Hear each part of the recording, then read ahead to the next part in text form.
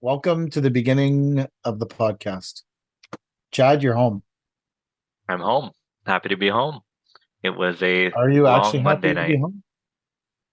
Um, there's something to be said for being in your own bed and getting back to routine and all that. I think it's pretty great. Am I happy to be out of America? Not necessarily. I absolutely love America, but Is it really freedom if you had to ask for a bathroom key everywhere you go? my God, that drove me nuts. Apparently, they're saying that's more in the southern states, and Oh they're yeah. blaming the drug addicts and the I'm really worried hookers and about all your this stuff. But I have never dog. had such a hard time finding a bathroom. And they're never inside either. You go to the gas station and they're like, yeah, it's around. They give you the key with attached to the big long stick there, and they said go around back. You have to leave the store and walk around to the back of the building, and it's shady. But I mean, I guess if you only have to ask, it's not the end of the world. But I'm used to going whenever I need to go. I was at a Wendy's on the way home in North Carolina, and I walked in the bathroom, the greasy floor bathroom, and one of the Wendy's employees was in there. No word of a lie. The door was shut, pants at his knees in the stall, and he was taking someone's order from the toilet. No way. I swear to God, I've never seen a thing like it. Yeah, but that's So, efficiency. That is efficiency. Don't you wish your employees were as don't you wish the people on your team were as efficient as that?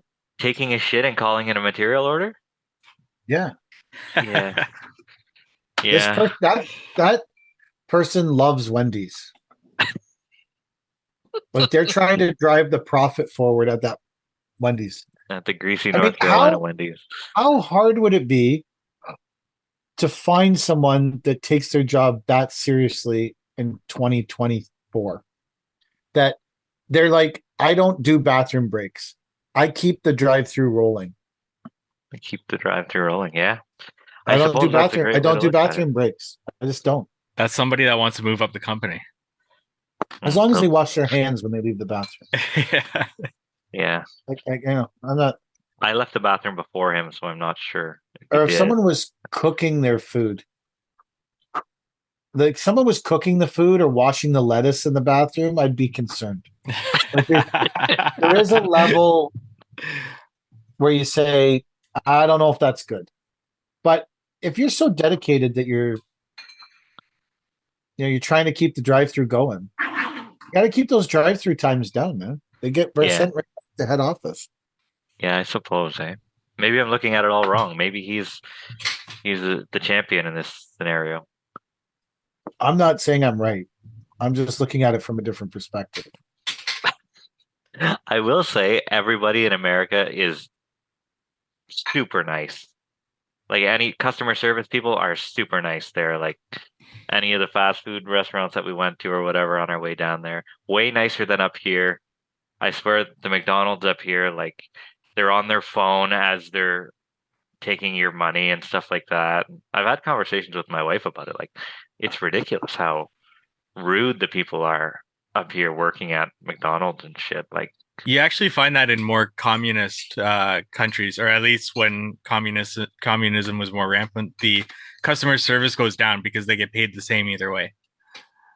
yeah. Uh, yeah, it's sort of a similar scenario, Is right? that Like is they that need like a the workers. Yeah. quoted fact or just something that No, that's very true. while As you were touring communist countries you noticed? Like, no, this is something I read in some sort of history class at some point in my education that I I can't don't quote know. anywhere. But I I just actually I'm have a just oh story of oh when I was driving to H&A with my wife. I went into a McDonald's and somebody quit on the spot right in front of me. Just dropped their headset and said, "I'm done," and left. and Chad's cutting up the guy who's taking your order in the bathroom. Yeah. Chad's coming back. So the only thing I will say is my only personal experience with communist customer service, other than in this country, which there's an argument that this is bordering on, it's one non-election away from Um, I saw a poll today that 78% of the country wants to have an election, Yeah. Wow. but Jagmeet Singh is stopping the election. So Right. you would say that you're bordering on communism when one guy can hold up the election for the whole country because he wants to get his pension.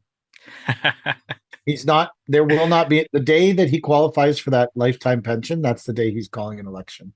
Right. So, the argument is like if one guy can, anyways, I will say that my only true experience with communism, like actual communism, other than living in Ontario, is when I went to Cuba. And I found the customer service pretty good. In But their Apparently, tourism depends on it. So that's completely yeah. different. Where they have one industry and that's like their bread and butter. So So that's where's a a little bit of communist country? Where did they take like in This communist would have been Russia? like in the 60s, 70s, 80s, and more so in Eastern Europe. And then even that same mentality has bled into like today's day and age. I read a book, and this is I guess way off topic now. More recently than my actual schooling, it was called The Pursuit of Happiness or something like that. And it was Some this movie with Will guy. Smith. No, not the movie. Sorry, It, Mike. I'm trying to you just like don't start quoting Will Smith here, but go back. Keep going. He went around to try to find the happiest country in the world, and his I guess more so stories from those more Eastern European states that had roots in communism were very much rude customer service and unhappy, is what he found. Forgiven. So, what was the happiest country then? It was like somewhere. They say Finland is the happiest country. Yeah, the Nordic countries were up there, but I think it came down to like a small country around Nepal. I forget what it's called, but it's because they just don't have any big cares or worries. They just live as they are. Oh, Papua New Guinea is another one where like the the tribes are like one of the happiest people. They claim to be one of the happiest people in the world or something like that. I'd be happy if I had a grass skirt for pants. I think it's freeing. It's liberating, I think, Yeah. to live your life in a grass skirt. I'm gonna find out this guy's name. Have you guys heard about this fucking guy who he so this came up in a conversation where I was like this some my buddy started talking about Venmo and it made me think of the episode where I kept mispronouncing it. So this guy owned a company called Braintree and bought Venmo for $23 million. And then 2 years later, sold Braintree and Venmo for $800 million. Wow. And since he got the 800 million, he Venmo, Ven, Venmo. My phone doesn't like that. He has decided to try and live forever. But Oh, seriously, I've heard about this guy. yeah, and he spends his 800 million measuring how rapidly his organs are aging and his body is aging and when he changes diet and all this different stuff. And he has gotten himself to the point of he is aging right now at less than 1% of the average of an 18-year-old. Hmm. So an Is it 18-year I text Chris to find out what his fucking name is, but um this guy eats like the same things every day. He never eats past noon. Noon is always his last meal. And he says the thing that ages you the fastest is lack of sleep. is this the same guy that injects himself with his son's blood? There was no mention of that on the website that I was a party to, I but think it is. So Brian Johnson. maybe. I don't, again, I texted to ask. That could be his name. Yeah, He has a but Braintree Payment. Yeah, this is the guy, Brian Johnson. He injects himself with his like son's blood to stay young and stuff. I Wow. just, the whole time that Chris was talking to me about this, I kept thinking to myself, only someone who's not a 50-year-old landscaper would pursue endless life. Like, I was sitting there and I was saying to me, you got to eat the Brian Johnson. Yeah. So I don't know what his website is, but there's a whole, like, you eat hummus and sweet potato and blah, blah. But the whole time I was listening to this whole thing and he's got his aging down. I was like, man, like some days I wake up and I'm like, man, I wish I was aging 10 times the speed that I am. Just for that peaceful calm at the end. Like, being a 50-year-old landscaper is a lot of pain. It's just an endless amount of pain every day, waking up in pain, living in pain, never sleeping for more than 2 hours at a time because you wake up from the pain. Like, this guy who's pursuing endless life, I can't even fathom it. Can't hear you, Chad, if you're talking. Sorry, guys. Yeah. Is this what I have to look forward to? Yeah. Is I'm looking at this thing going, buddy, I'm not pursuing endless life. I'm not. It's craziness. But, well, obviously he's gets blood from his son in an attempt not to age. Perfect. Wow. He's blood swapping with his 17-year-old. This is like, so from a landscaper side of things, I think there's just a time where I don't want to live forever, man. I'm in a lot of pain as it is. Like, I'm not saying I want to die tomorrow, but you could age me at double speed. We need you to live forever, PK. We need you here. Right after we were talking about this, I headed out and did a McRib review, which I'm sure took a lot of time off my life. I'm confident that the McRib review did not add years to my life. I heard that immediately after that review, the impact of the review caused them to discontinue the McRib again. The McRib got a 6.5. Remember, I'm reviewing the McRib as a hardscaper, though. And the McRib is an inconvenient sandwich. You can't eat it while you're driving. Is it saucy? Is that why? Oh, it's saucy and it's too long. It's an oblong sandwich. If you're a hardscaper and you're hitting a drive-through, you get the junior chicken and you don't even get the full McChicken because it's too big. You get a couple junior chickens because they're easier to handle while you're driving. These are the things I think about. Yeah. What the McGangbang. Probably why my business isn't doing that good. Think less about what food I can handle while I'm driving and more about. Anyways, the McRib wasn't impressive to me. I've never had one before. I don't remember the last time it was around. I can tell you they put way too many fucking onions on mine. As someone who detests raw onions anyways, to get like 5 handfuls of raw onions, I was like, That's okay. a lot. That's They're excessive. lucky the McRib didn't get to like 3.5.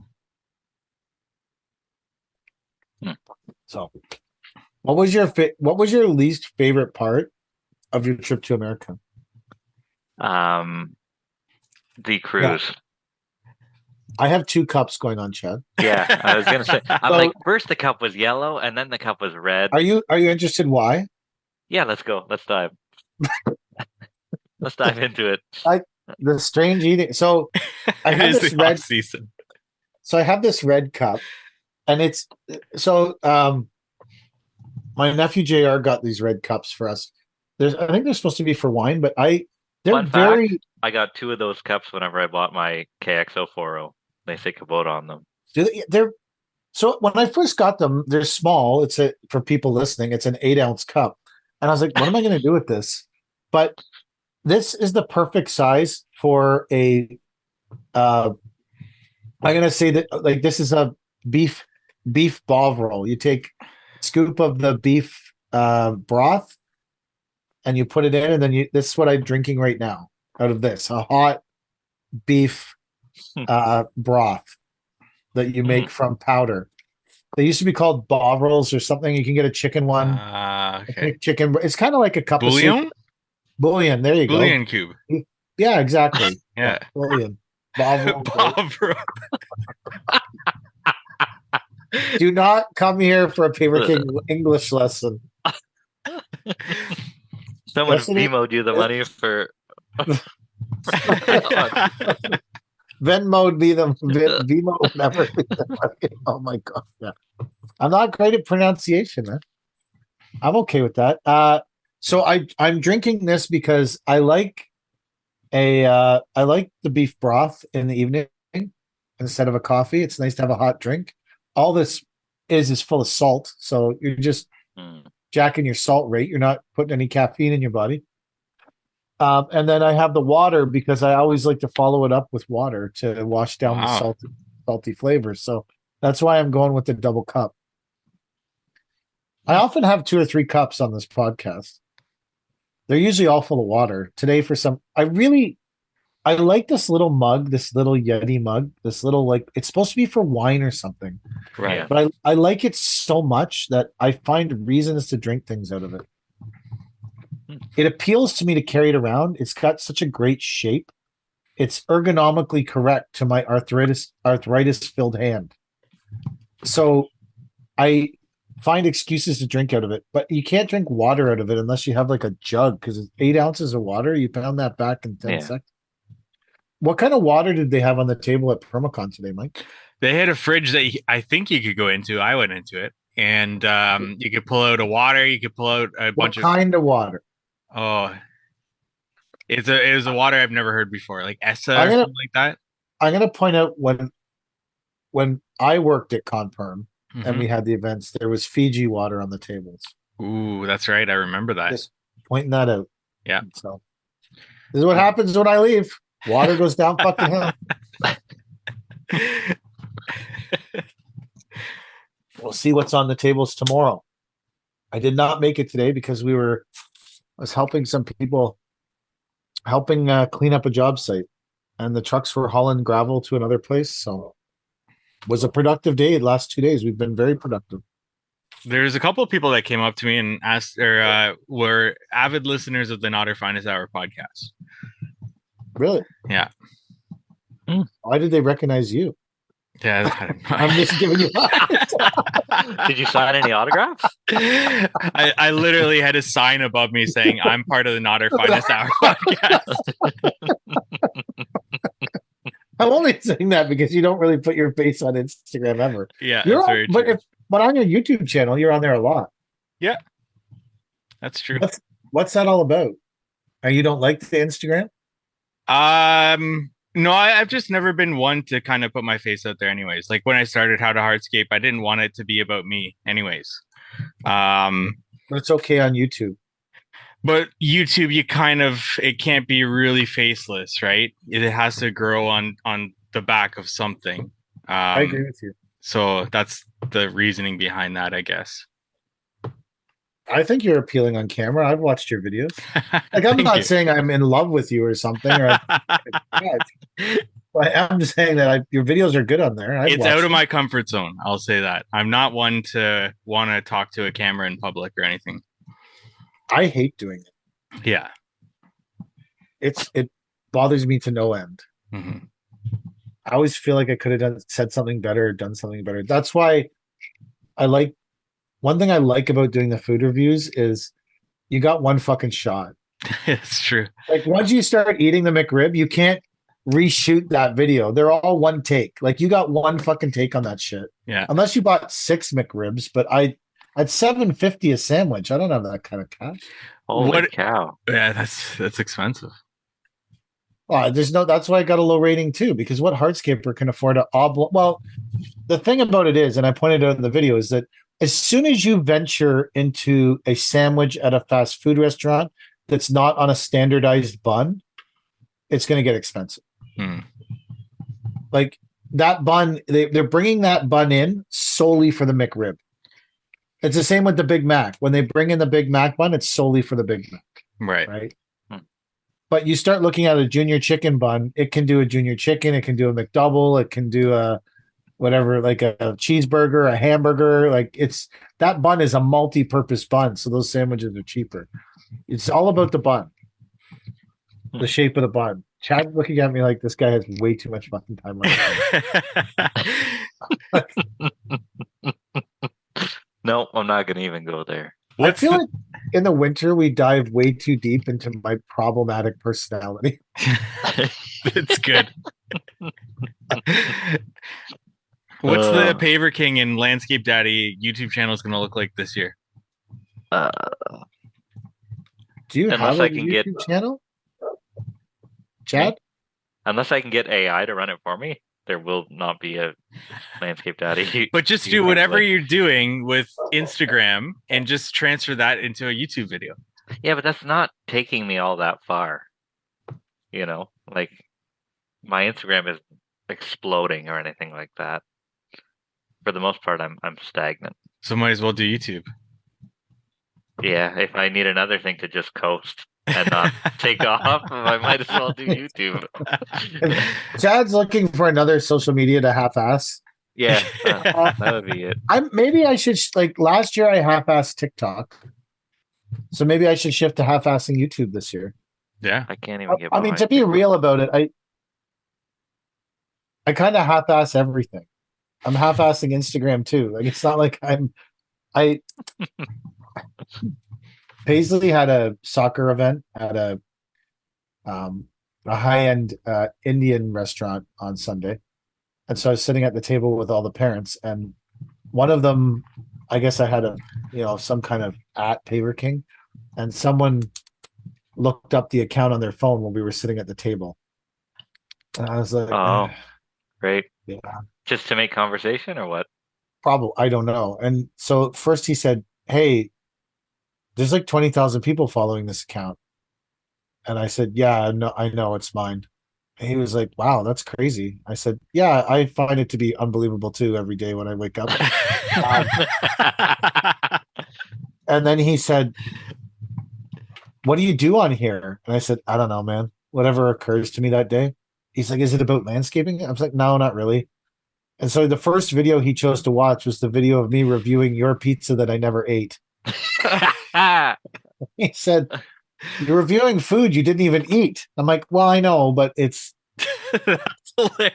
That was the task of the day. What an intro. Yeah, does this help your business? I'm like, no, not really. Not that I know of anyways. Maybe it does. Oh, okay. I was happy. I made a video of all we put Cody. I got Cody to put all the bins on an angle in a line across the back of the yard, and that made me happy this week. I felt like they just looked good. They just looked good in that, right? Just looked really like it's like, man, this is how a pro would do it. A pro wouldn't bury all their bins behind each other. They have this beautiful line of bins. Yeah, and I don't even know if that's true, but it made me feel better about it. Mm-hmm. So about the fact that all the you have to be able to get them all the time, right? Like different bin. Are they all the same bin, or do you need specific? No, bins? That causes a lot of chaos because there's one bin that has a drop down tailgate, so you can drive on it like a ramp that some people like. Yeah. Did you ever bring the wrong bin?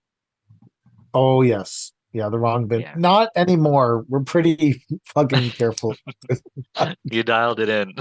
Because there's 3 bins that have like are dump bodies and have tailgates on them. So if you don't have a machine to load them, you're fucked. Although one time one of our Asian clients, I put that bin down without thinking about it, and they didn't have a machine. And I'm assuming they couldn't say anything because they don't speak English, or they didn't notice, or they didn't care. But when I came back, there was still no machinery there, but the bin was full. Wow. So but I feel like they don't accept excuses. They just keep moving forward. That's my experience with them as landscape contractors. I love that mentality. Pouring rain, they're there digging it. Like, it doesn't matter. You know what's wild? Someone called me for a couple bins on Monday, so Cody went out and did them. And I just assumed they were like doing some erosion thing or some fucked up thing from all the rain, but no, they were digging a patio. Wow. Yeah. It was 7 degrees today. It's going to be 9 on Friday. That's I have a wild. foot of frost in the ground. My 20-ton shovel was having a hard time digging it out. Wow. Yeah, How like cold is it there today? it was -13 last night and -13 the night before. Oh, wow. Like it was stupid. Like we almost had to call in a ripper, but Who? a ripper, like I'm just a kidding. frost ripper, You you need know? you need a thinner bucket. Yeah, maybe. But I don't have a Well, thinner like bucket. 25 grand each. What the fuck are you sitting on that for? Yeah, yeah. I don't know. Get I a don't know. thinner bucket. I'm obviously doing this whole business thing wrong. No, I don't think you are at all. I was just joking. I don't have a ripper for my 20-ton shovel. But Well, if you weren't digging your basement though, would you be digging with it in the middle of the winter? no, we're digging in a an electrical line. Which No, I know, here, but if you weren't digging at your own house, what would the chances of that shovel be to be out digging? not necessarily very high. Although we're pumping those tires, right? We're trying to get in with the home builders and stuff, trying to help out where other people are sort of slacking off and everything. I was I on took Dropping the ball. vacation. Yeah, I was on vacation and I took a phone call. They're like, "We need fill." I'm like, "Okay, well, I'm not home now, but as soon as I get home, we'll run you out some fill. wow. We can truck it for you. We can dig it for you. Like, let us know in the future. We want to be your guys, you know." You So answered that on vacation. I answered that one on vacation. Here's some Yeah. stats for you guys that I took notes on from today. Is that about Um, how much you longer you live if you drink your children's blood? no, this is not about that. This is landscape related. Maybe this will bring some value. Oh, Somebody presented this, and they said that an MIT study states that 391%. Just trying to understand my notes here as I read through them.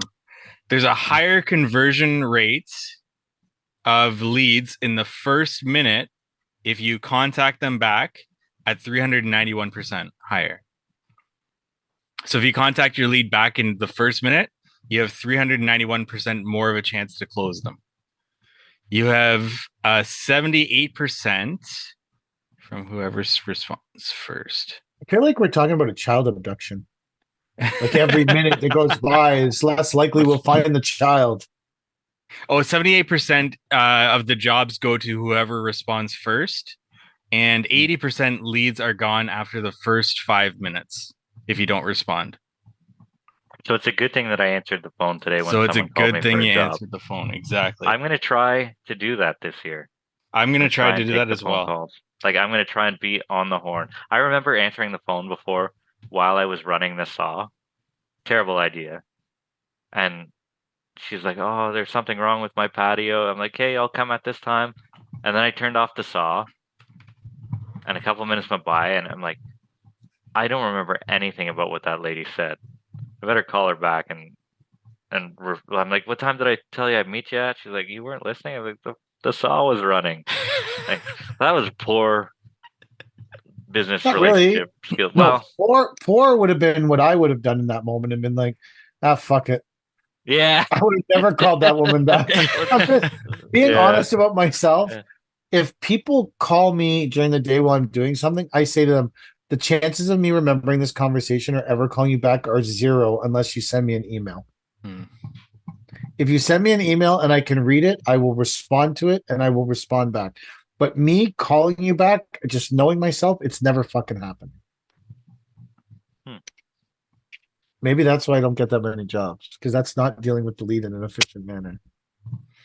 So, having said those stats, are you guys going to do anything different this year to capture those leads? I answered the phone. Yeah. Yeah. I'm off to a good start. Yeah. Oh, I got a couple emails to send back that I didn't do while I was on vacation. Wow. I would like to think I'm going to do something differently, but I mean, let's get to the cold hard reality. I'm pretty set in my ways. Like I'm I would like to think I could do something differently. hmm, I'm gonna soak up as much work as I can this year. Just soak it up. All the Yeah. shit. Yeah, I'm gonna be like an old sponge, an old dirty sponge, just sucking it in. Those lift and relays, we're gonna do them. Those shitty little walkways, we're gonna do them. We're gonna try and get everything we can. Nice. Yeah. Yeah. You're gonna go all in all, 2024. all in, all in. Any way to make a buck. And you're going to take all those little jobs and you're going to score a bunch of huge commercial work and you're going to be on here in August going, I don't understand why I took all these little jobs. It's fucking up my whole season. What the Here's- fuck is going on? My season Yeah. is fucked. I You're shouldn't right. have taken. Who You're told right. me to answer my phone, Mike? With your 78% of the leads are lost. Uh, I I have a similar though thought that this year I'll just not that I think that I was. I think that a lot of small jobs maybe I wasn't responsibly pricing them, and I don't mean in a bad way. Like may have been like I don't really want to do this that much, and knowing the job was worth 5 grand and pricing it at 10, maybe that might be something I might change is to say, okay, like what's the true value of this job, not the how much does Mike not want to do this job value? Because those are but really separate if you items. do it for the actual value, you're going to be upset with yourself. No, not if we profited from it. And Yeah. like if you can do a job and it's worth $5,000, and even if it's something you don't really want to do, um, and you make good money at it, I don't have a big problem with that. The thing is, if I was looking at that job and it was something I didn't really want to do, I probably would have priced it at $10,000 and then never gotten the jobs. But I think that one of the issues is that, and it's actually Jordan from DPR who said this to me the other day, is when you close your circle in like that, you close in the amount of referrals that you get. Yeah. Like if you were to do every month, say you did 4 small jobs that you wouldn't have done another year, that's 4 more people. By the time you get to the end of the year, say you work 8 months, that's 32 people. Man, I'm bad at math. That's 32 more people that are going to be referring you to their friends and stuff. And it might not be for a small job. Yeah. Could be to put like, so I think that closing the circle and only doing like, I think there is something to saying that I think when Jordan said that to me, I felt like he was right, that he had, one, like if you're not doing some small stuff all the time, you're closing in your circle on referrals. I like that. I'm going to open myself up this year. Open up that circle like a big hug to all my clients. And the best advice of the day comes from Jordan from DPR. So go follow him at DPR on Instagram. Best advice of the day. And he's like 20 years younger than me. So there you go. From the mouths of babes. We were driving home on Monday night. So we left Florida on Sunday at 8:30 or so in the morning, and we decided that we were going to make it to Richmond that night, which is about halfway, 13 hours, and then we drive the last 10 hours from Richmond to Cornwall the day after. Around 8 o'clock at night, my wife goes, "That's it, I'm done driving. Like the people driving around us are driving like idiots. Like let's just get a hotel and go to bed." I'm like, I really want to get to Richmond. It's only 3 more hours or whatever. Let's just go. And she's like, "No, I really want to pull over. Like, let's just get a hotel. Maggie's tired. My daughter's tired or whatever. Pull over, get a hotel." Next day, it's a 13-hour drive instead of a 10-hour drive. By the time it was 6 in the evening, my wife's like, "Oh, I'm so sick of this. I just want to be home." And I said, if we would have drove the 13 hours yesterday, we would have been home by now. And so I got to That was a thinking, mistake. that was whose mistake? Well, I just think that Well, could have potentially gone bad for you in a small confined car. at this point in the relationship, we know our dynamic, right? We know what works and Okay. how to talk to each other and all this, right? So I came up with the theory that if you have the opportunity to suffer now, to put yourself in a better opportunity later, always choose to suffer now. Right? Don't procrastinate suffering. Don't procrastinate the suffering. Do the suffering now if it's going to make tomorrow easier. And I think I have to learn to do that more in my business. I have to suffer more every day to make the winter not so sufferable, maybe. I feel like that's a good idea. Suffer Yeah. more. I think so. I have a quote to go off of that. Chad, you're reminding me of so many things as you talk. But are you guys ready to rate this quote 1 to 5? Yeah. If Can you we don't pick three? sorry, say that again.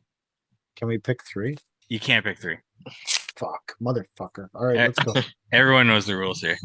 If you don't sacrifice for what you want becomes a sacrifice.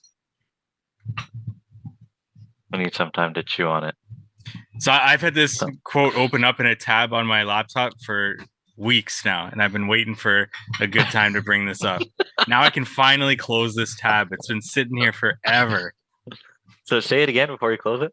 If you don't sacrifice for what you want becomes a sacrifice or the sacrifice. Do you mean meaning you're not going to get what you want? Yeah. So if you don't sacrifice now for what you want, then you don't get what you want. So what you want is then the sacrifice. Gotcha. Yeah, true. I loved it. I give it a 5. It's a 4 just because I had to chew on it. It wasn't as obvious to me as maybe it should have been. Or maybe I'm dumb. But no, I had to see it. I heard it on a podcast, I think. I don't remember who because I can't give credit to it, but I had to Google it and then read it, and then it kind of clicked for me. So are you saying what this? Sorry, yeah, it still hasn't clicked for me. I need to. What you're saying is that if you don't sacrifice now, the thing that you want will be sacrificed. Yeah, because you won't get it. You won't get it. Okay, Yeah. they're just saying it in a weird way, jumbling the words. In order to repeat the word sacrifice. Yeah. Yeah. Okay, I see. So, other than that, I can't go 3 because when you said everyone knows the rules, it made me think of Dave doing pizza reviews. Yeah. 1 bite, everyone knows the rules. You can't pick 3, everyone knows the rules. That should be that's your go-to. That should be on the back of shirts. You can't pick 3. Pick 1 to 5, can't pick 3. Everyone knows the rules. Maybe an Otter Finest Hour shirt. Otter Finest Hour shirt. I think it's true. And when you get through the muddled way that quote is saying it, I think it's 5. do you guys sacrifice? Like, do you make sacrifices in your life? Yeah, I think so.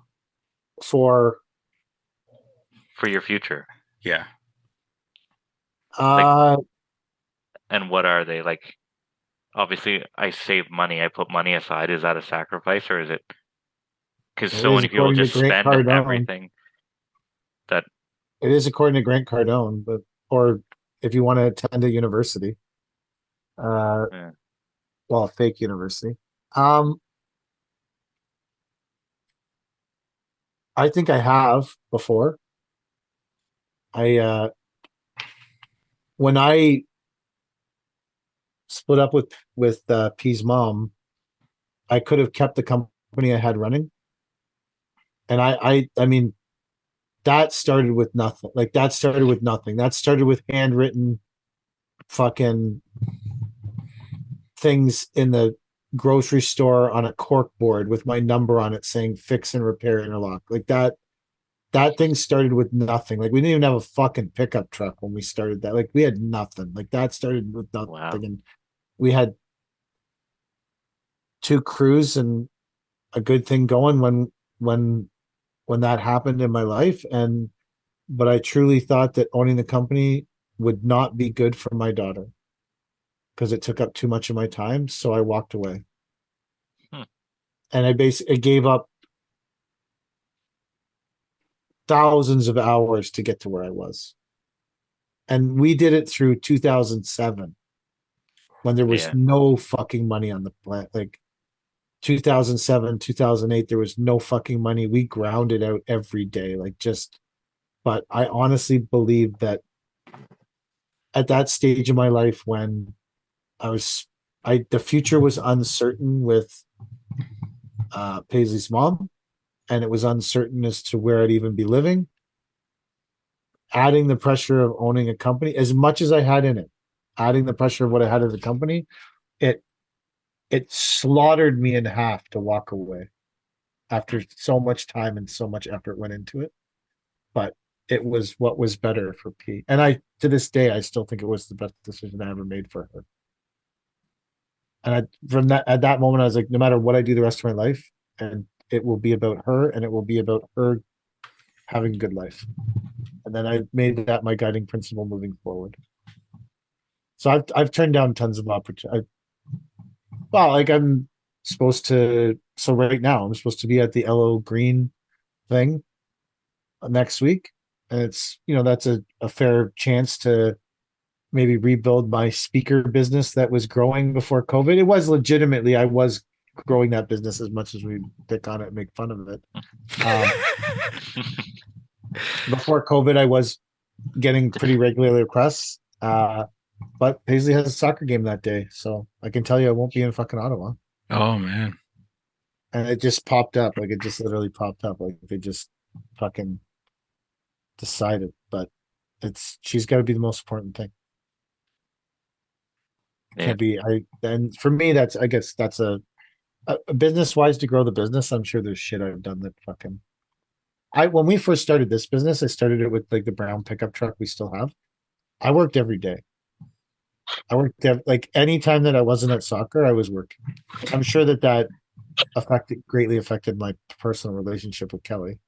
Like Sunday, I was floating equipment all day Sunday, every day, just to like provide that service to the business that we were trying to grow with at the time. Like if I didn't do it on Sunday, I couldn't do it Monday because like it had to happen by like so I just did it. At night, I worked till 10 o'clock at night. I got up at 3:30 in the morning. The first 2 years were crazy.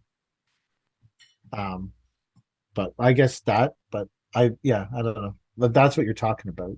I don't know if those are Yeah, it's all sacrifice, of course. questions that I mean, and in the end, I think that like you're saying, like if you don't sacrifice now, what will the future be? Looking back on that at the time, and I mean, it's a more complex situation than that because there's Kelly and Nate too, but just basing it off that decision at that time and the sacrifice I made, I think I have a great kid. She's kind and respectful, and works her ass off to get. I mean, I had to kick her out of here because she was doing physics on the whiteboards in the office. She's a great kid. She's a hard worker. She's driven. She's an incredible athlete. It just, I think that paid off to get like to. I think it was the right decision, and I think it was a sacrifice at the time. And I might, if I'd stuck with the business, I might have a $10 million a year company right now. The business was growing fast, and we were doing great. I walked away from it, and I might have a $10 million a year company, but maybe my daughter would be super fucked up, and I wouldn't trade $10 million for that. So. Yeah. I think that quote rings true in that regard. I guess in my life. I don't know if that's a good story or a bad one. We got deep there. That was good. I don't know if it's good or bad though. I don't know if people will be like, "What a fucking loser! You should have kept his company." Yeah, the wrong kind of people would say, "Yeah, you should have kept his company."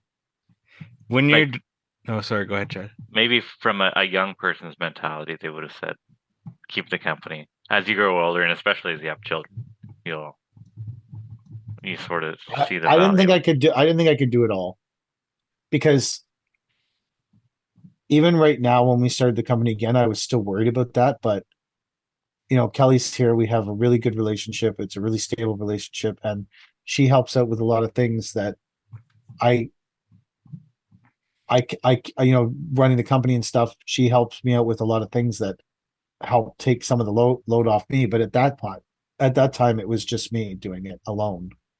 And then on top of also being like, I just didn't think I would have time. I don't think I would. I think I would. There might have been time. I didn't think I was capable of managing it properly. Hmm. Yeah, I'm not a good time manager. Same. I'm shit at it.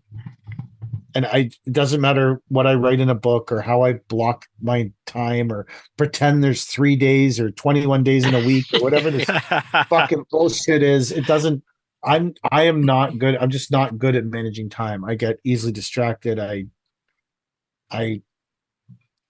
my brain wanders sometimes. And for 10 minutes, I'll go, oh shit, 10 minutes just went by. Fuck, I did nothing. So, anyways, if you guys have some sacrificing stories, let's hear about your personal life instead of dumping mine all winter. Just joking. BK, when your daughter gets her driver's license and she can drive to soccer, will you still go to the games?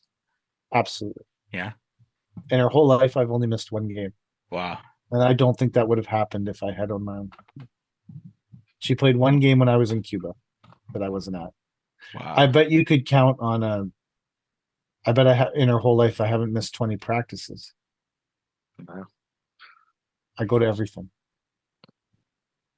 Originally, my theory on this was like, so her mom and I had like split things 50-50, but you can't split a week 50-50, right? Hmm. There's 7 days.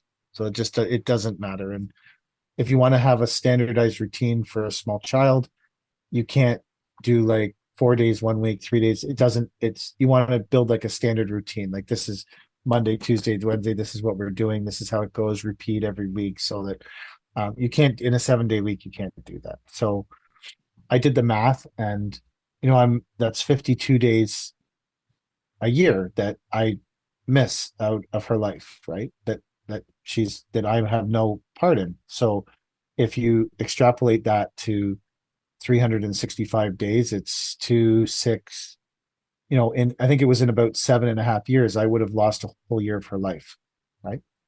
A whole year of her life gone because that day went to her mom, not me, which was fair. I don't have a problem with it.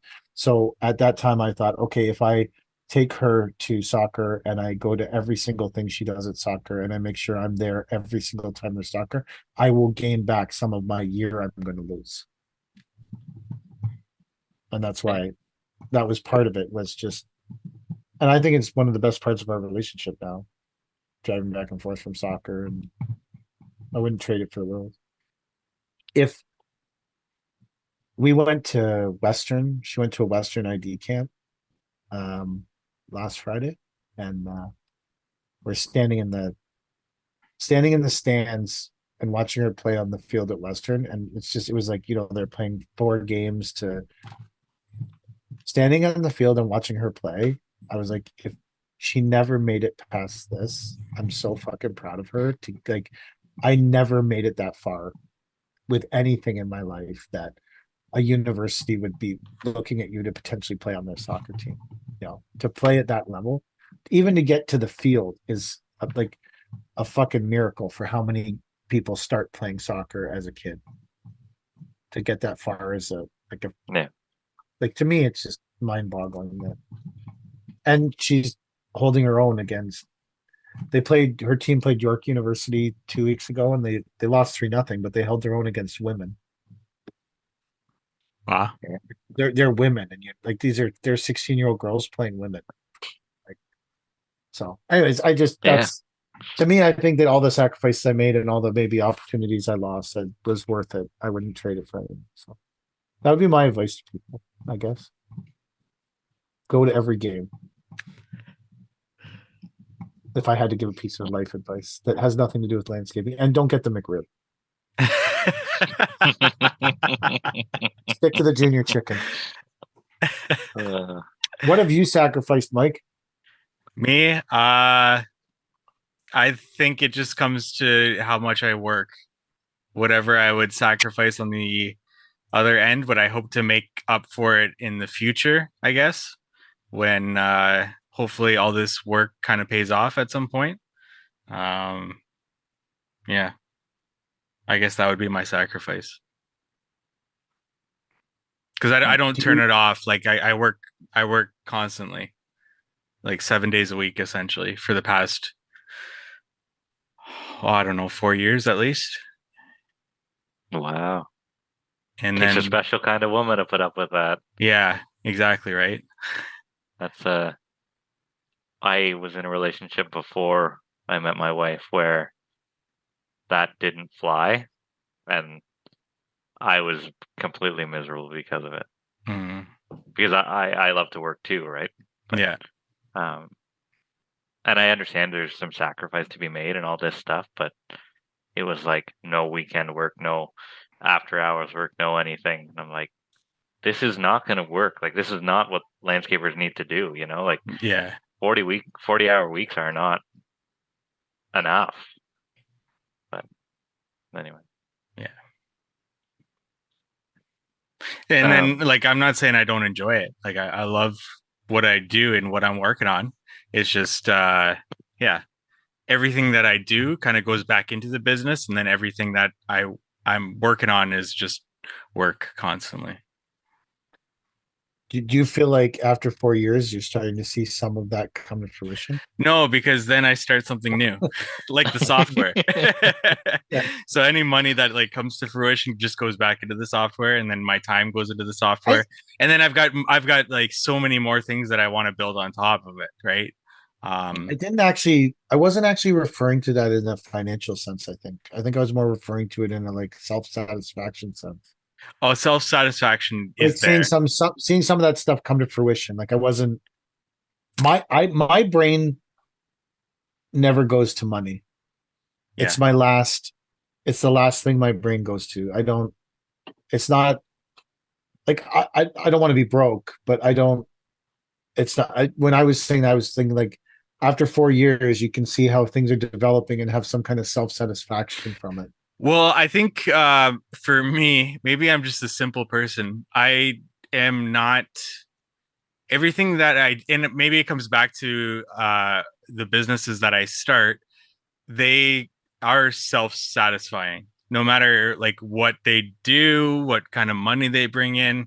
I wouldn't start something that would not be satisfying. And then even like if they were to struggle and fail, it would still be all self-satisfying. It would still be fun. So that's like baseline for me. Like I wouldn't have started the podcast if I didn't like podcasting. And I wouldn't Especially have this one.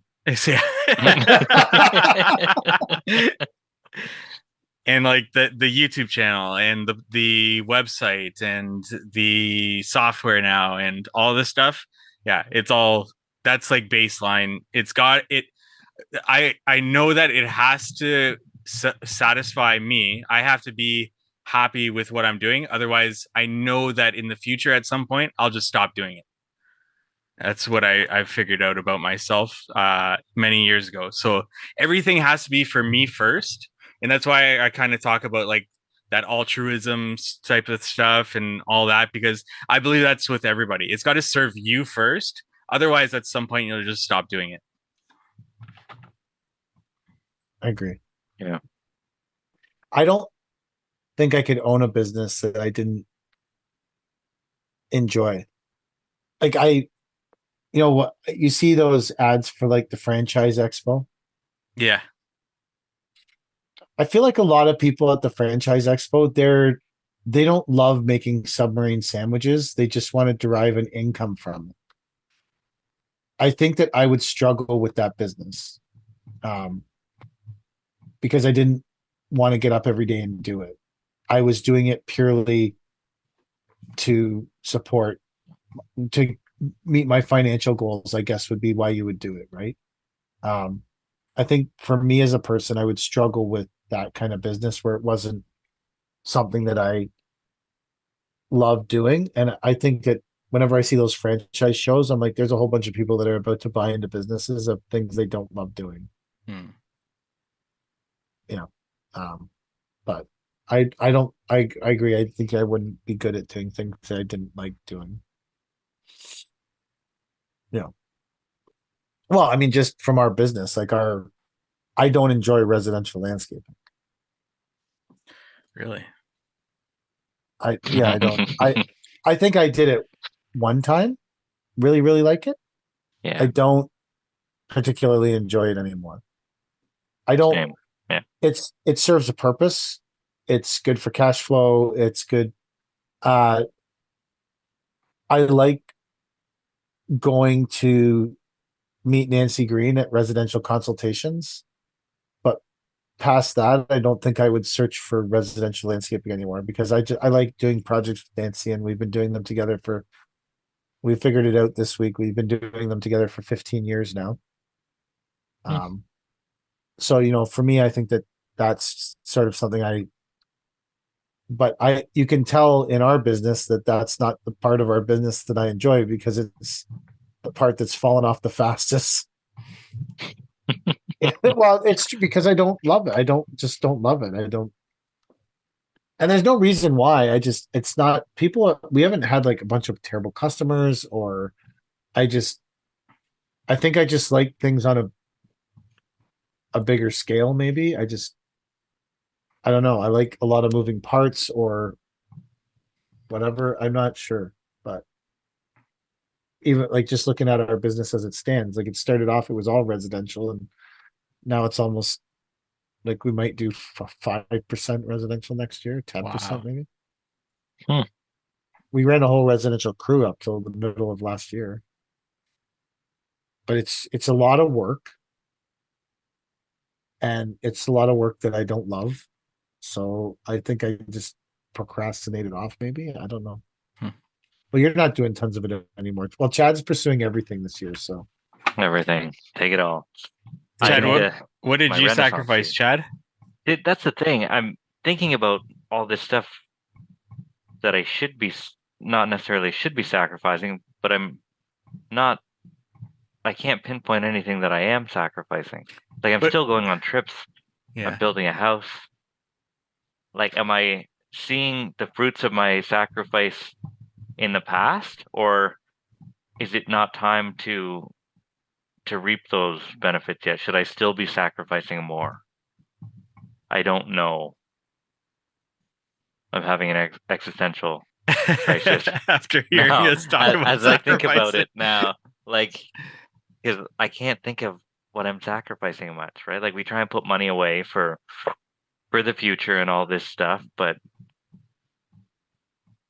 Do I you don't feel like know. you've missed time? Like that would be, I think that would be the easiest thing as a landscaper to say I missed time. Have you been like you travel for work sometimes?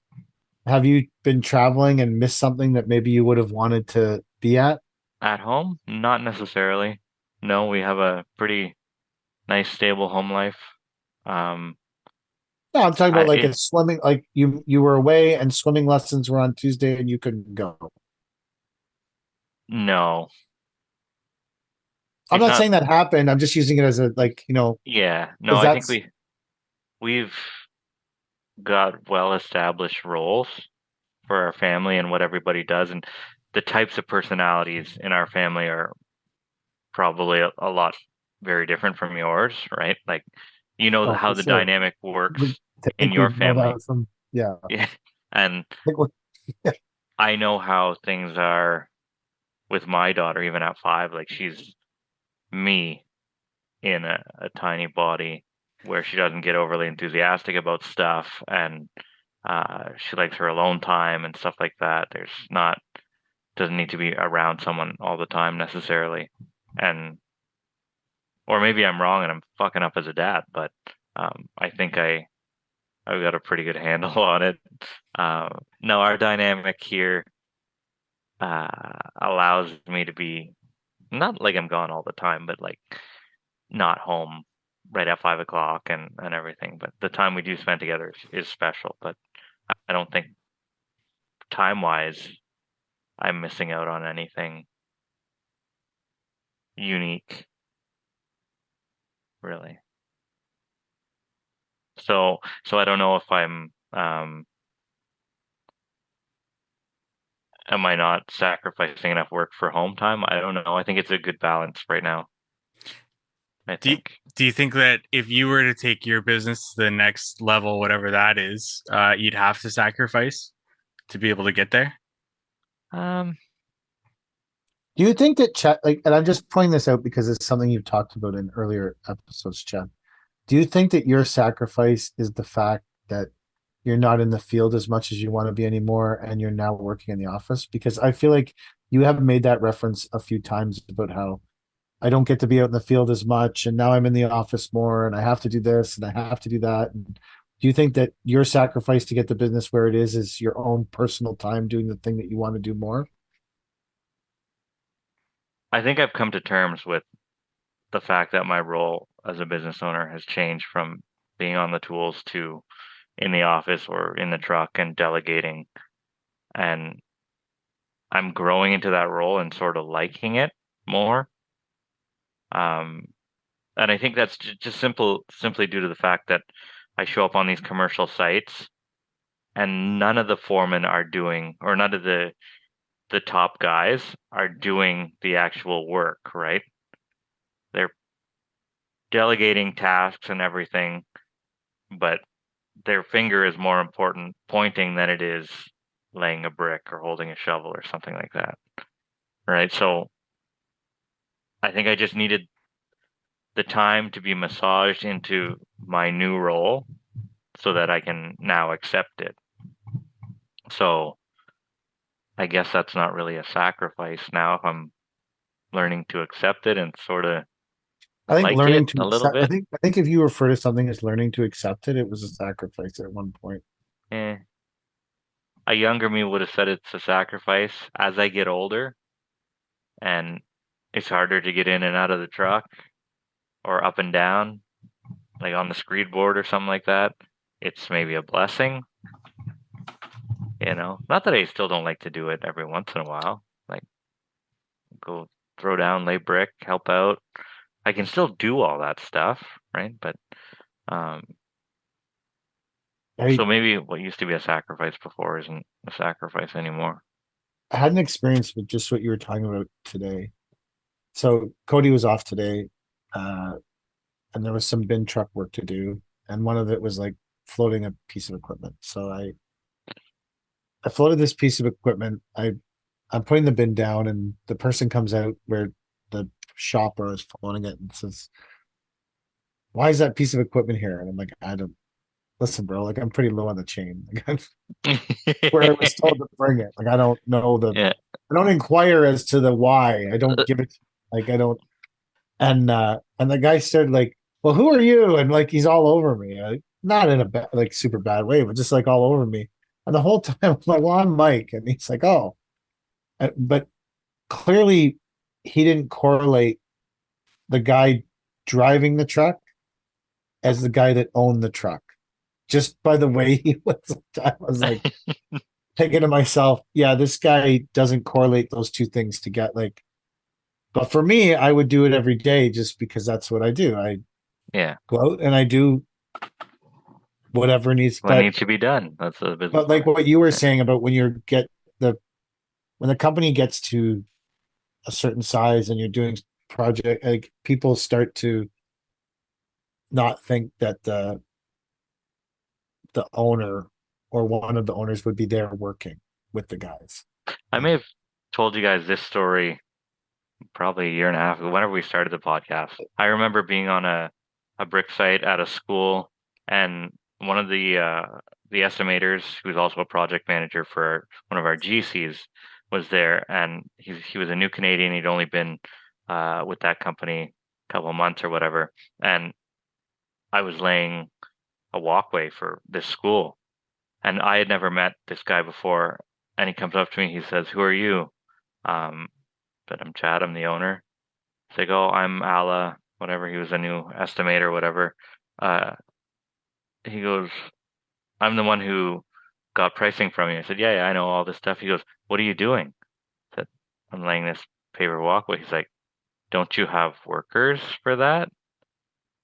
Like, yeah, I do, but I'm still hands on. Like, I still have to do whatever needs to be done to get this job done. And there's only six of us, you know, so, and three of them are doing something else. So I'm here laying 80 mil Lexa Perfect.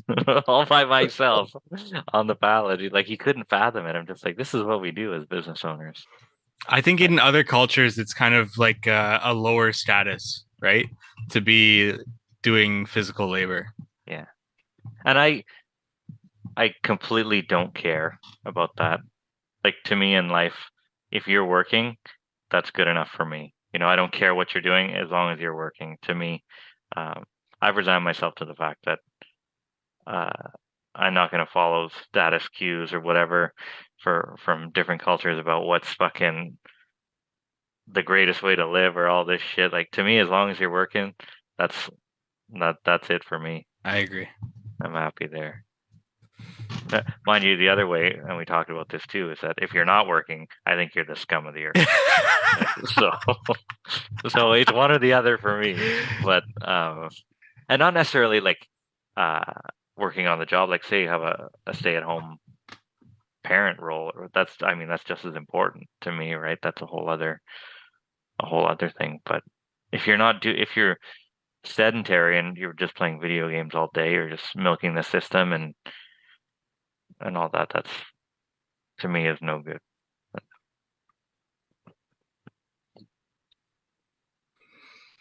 So you think that you've got a good balance then? I'd like to think I do.